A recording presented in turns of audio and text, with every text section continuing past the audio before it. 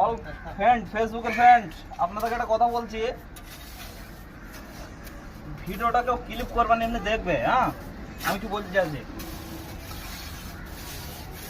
এটাই আপনাদের কাছে রিকোয়েস্ট, ভিডিওটা কেউ ক্লিপ করবে না, দেখবে ফুল দেখবে।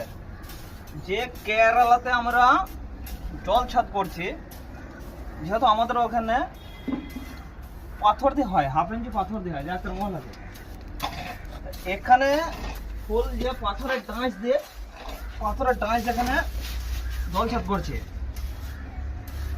খালি আপনারাকে ক্যামেরাটা কাছে লাগে আপনারাকে একটা কথা বলছি, এই যে দেখেন 3 ইঞ্চি মশলা, 3 ইঞ্চি মশলা দিয়ে এই যে কাজটা হয়েছে আমাদের, এই কাজটা কি মজবুত হবে না কি হবে না টেম্পার হবে কাজটা, আপনারা সেটা বলবেন। না আর যে এইভাবে যে প্রকৃতি যে কাজটা করছে, এই কাজটার মূল্যমান কি,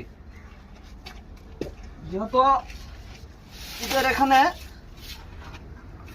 যতই বলা হোক যে এতটা মশলা দিয়ে কাজ করছো কেন, এরা ভাববে যে আমাদের কথাটা উল্টো, আমরা যে কথাটা বলি সেটা উল্টো, আর এরা যেটা বুঝে সেটাই সঠিক এদের কাছে।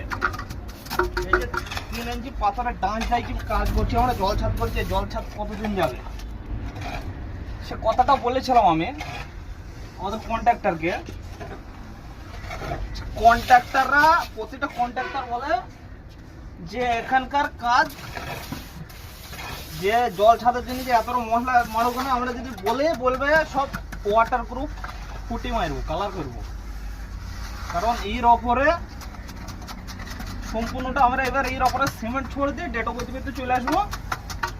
এবার তারা সম্পূর্ণটা বিল্ডিংটা যখন ফিনিশিং হবে ওয়াটার প্রুফ ফুটি মারবে এরা এর ওপরে, যে লিকটা যেন না হয়, এদের এই ভাবনাটা থাকে, লিকটা যেন না হয় একটা মশলা দিয়ে। তা আমরা 5 জন আছে গিয়ে যে কাজটা করছি, আমরা 5 জন আছে, 5 জনে বেশ 500 550 স্কোয়ার ফিট হবে কাজটা।